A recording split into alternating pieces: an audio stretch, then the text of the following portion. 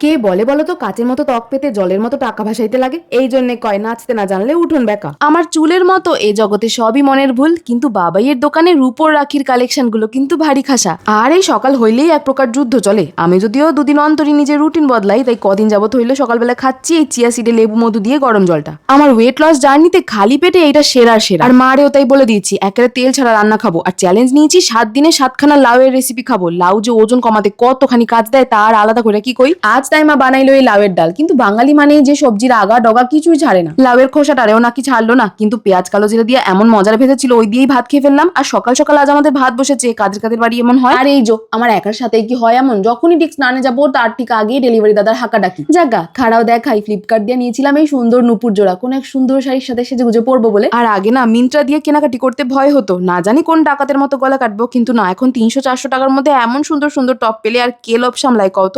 আচ্ছা তবে আজ না মনের গভীরে থাকা একখানা কষ্টের অভিযোগ পারি।